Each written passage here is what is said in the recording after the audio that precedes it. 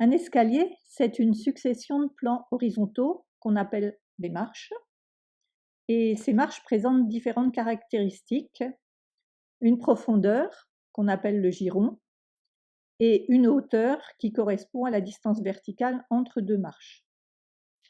La largeur des marches s'appelle l'emmarchement, et l'arête de la marche s'appelle le nez de marche. Un escalier peut présenter aussi des contre-marches, et une suite continue et régulière de marches forme une volée. Et la ligne sur laquelle on pose le pied va s'appeler la ligne de foulée. Un escalier peut être constitué de une ou plusieurs volées, et il est important que les marches soient régulières sur un même escalier pour une question de confort. Sur le plan du niveau supérieur auquel est relié votre escalier, vous aurez une représentation complète de celui-ci. Une flèche donne l'indication du sens de montée de l'escalier. Sur le niveau inférieur, un plan étant une section horizontale à 1 mètre de hauteur environ, on verra en trait plein 5 à 6 marches, et en pointillé l'encombrement total de celui-ci. On interrompt la représentation en trait plein sur un trait mixte oblique.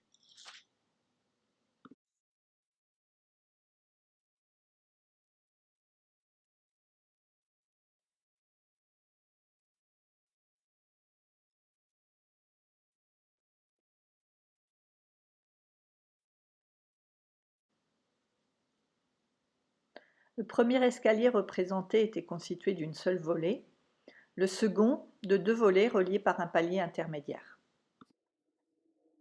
Maintenant, on va avoir une représentation d'un escalier balancé, c'est-à-dire que pour réduire l'encombrement, on va non pas avoir un palier, mais les marches vont continuer dans le retournement. De la même façon, la flèche indique le sens de montée, et sur le niveau bas, on va avoir une représentation des 5-6 premières marches uniquement, et par contre en pointillé, l'encombrement total de l'escalier.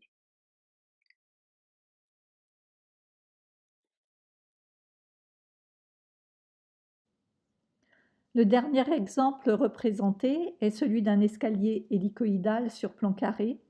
C'est celui le moins encombrant des 4 exemples présentés, mais c'est aussi le plus inconfortable.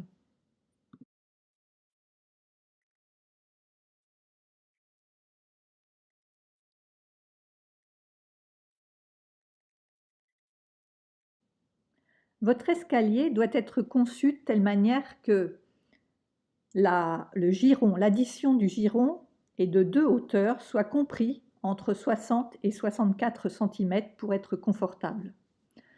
Plus le giron sera court, plus la hauteur sera importante, et donc l'escalier sera plus raide.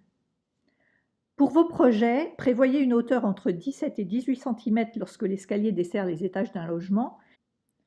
Pour accéder à un grenier ou à une cave, on pourra aller jusqu'à des hauteurs de 20 voire 22 cm, mais plus l'escalier sera raide et plus il sera inconfortable. Pour des emmarchements extérieurs, on pourra réduire la hauteur des marches jusqu'à 10 cm environ.